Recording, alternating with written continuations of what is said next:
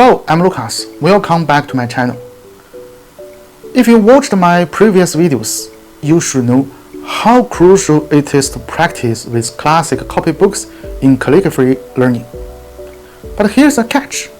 What if the copybooks you have in hand are not authentic works of a calligrapher or original rubbings of a stone inscription, but rather imitations?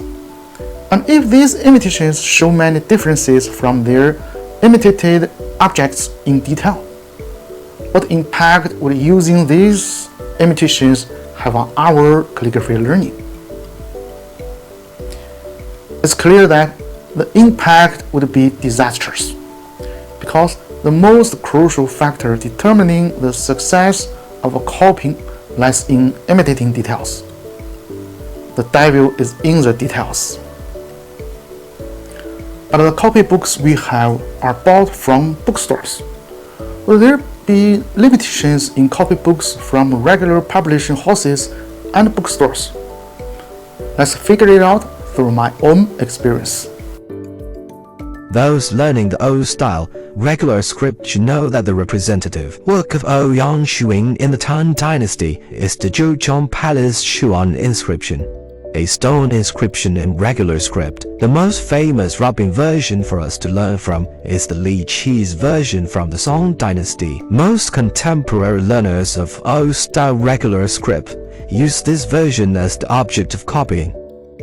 Other versions similar in status to the Li Qi's version include the Dwayne Fan's version, Li Hongni's version, and Dan Chongni's version. Scholars mostly believe that these rubbings might come from the Song Dynasty. What they have in common is that they all preserve the brushwork details of Ouyang Xuing's regular script to the greatest extent, and these rubbings also maintain considerable consistency in these details.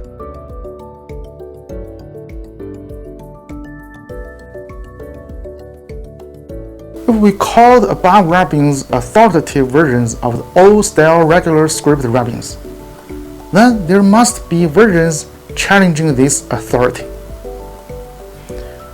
The Pan Yizhai's collection Jiucheng Palace Style, also known as the Tian's collection Jiucheng Palace Style, in my possession is one such example. Alongside the Fujimoto Takela collection Old Rubbing Jiucheng Palace Chuan inscription, published in Japan in 1938. Let's compare the differences between these two rubbings and the versions represented by the Li Qi's version. Opening these two rubbings, we find astonishing consistency between them, whether it's the writing style, engraving style, stroke details, or even the position and texture of the damaged parts of the stone tablet. They are identical. It can be seen that these two rubbings should come from the same stone tablet, or even from the same period. But when comparing them with the Li Qi's version, huge differences emerge. The most obvious ones are the thickness of the strokes and the contours of the beginning and end of the strokes. However, these differences are not within the scope of our discussion because some people may attribute them to the effects of weathering over 1,000 years, countless times of making rubbings, and human-induced damage, resulting in different effects in making rubbings in different periods. What we focus on are more subtle differences, just differences in the angles of stroke lines.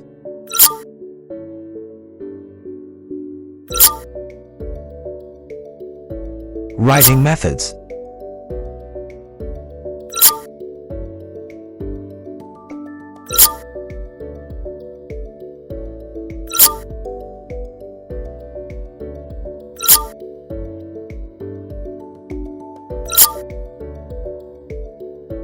Curvature of lines.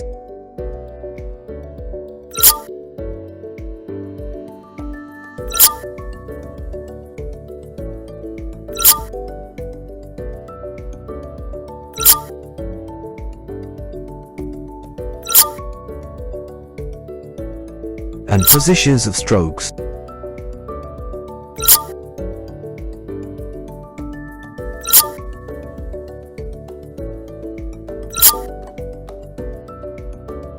There have even been cases where additional strokes were added to certain Chinese characters, which do not conform to ancient writing conventions. These differences are enough to raise questions. Do these rubbings really come from the same stone tablet? If the suspicion holds, then one of these stone tablets must be an imitation, a so-called copying version. The collectors of the Li Qi's version cannot come forward to prove this anymore, but the collectors of the chess collection and Fujimoto Takaka's collection have expressed clear attitudes. These statements include, "It is indeed an original rubbing, with no doubt far superior to Li Qi's version of rubbings from the Song dynasty. From the following points, it is believed to be an original rubbing," and so on. In fact, we all know that the original stone inscription of the Jiucheng Palace inscription is preserved in the Stately Pavilion of the Jiucheng Palace in Lingyou County, Shaanxi Province, today, but after thousands of years of weathering and wear, the writing and carving details on the stone tablet have been lost, rendering it valueless for comparison, and it is of no help in proving the authenticity of the aforementioned rubbings. So, do the Tian's collection and Fujimoto Takaka's collection take the upper hand here? Take it easy. It seems like the two collections I possess might be able to prove something. These two full-sized rubbings are also rubbings of the Jiucheng Palace inscription, but one has been mounted by me, while the other remains in its original state. We can see that the original rubbings consist of two parts, suggesting that the stone tablet should also be divided into upper and lower parts, rather than a single entity. Also, this rubbing lacks the part of the Stately's header, which is the title at the top of the stele surrounded by dragon patterns. This is critical because the header part usually appears in rubbings as an essential element of a complete rubbing. Then, comparing the text part of the chess collection and Fujimoto Takaka's collection with my rubbings, it is not difficult to see that all the details are completely consistent. Are you curious about where my rubbings come from? According to my father, they were purchased by my grandfather from the market for practicing calligraphy when he was young. The stele of Jiucheng Palace had lost its value for copying at that time. Plus, there was no photocopying technology in that era. The Song dynasty rubbings readily available to us today were unimaginable in my grandfather's time. So, these imitations became the closest substitute for ancient original rubbing available for people like us. So far, can we prove which one are imitations? It seems so, but there always lacks some strong evidence, making this debate seem to have reached an impasse. Does the so-called imitation stone inscription exist? Where it is? We can only lament that sometimes luck is the key. We seem to have really found that stone inscription. In the Tongdu Stately Forest Art Museum in Xi'an, here exhibits a stone carving that may help us unravel the mystery. As photography is inconvenient in the museum, we can only show the photos I took in the museum's former site in 2014 and a photo with this stone carving. I refer to this stone carving as the Tongdu collected stone carving. It is worth noting that this stone carving is also composed of two parts, and it also lacks a stele header. More importantly, the stone slab is very thin, which is fundamentally different from the traditional form and size of stone steles.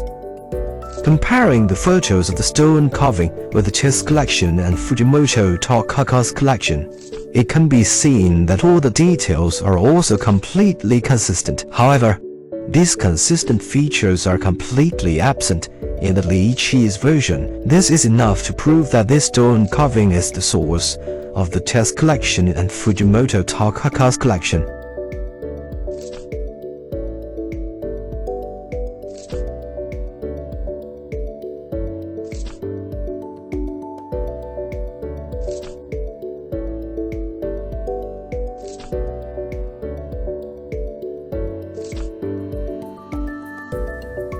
Even through the photos, we can find that the artisan of this stone carving not only carefully imitated the handwriting of the original Jiucheng Palace Chuan inscription, but also painstakingly imitated the damage on the original stele. We can even see how this damage was achieved, namely by carving small pits into the stone with a knife or chisel, then using a cluster of these pits to simulate the larger areas of damage on the original stele. Alright, summarizing all the information together, can we conclude that compare the versions represented by the Li Qi's version, the Tian's collection and Fujimoto Takeda's collection are imitations or copying versions, but I won't draw this conclusion here because any academic discussion is serious, and my knowledge is limited. I cannot make a black and white judgment easily. I also hope that you, the viewer, can offer updated information to participate in the discussion.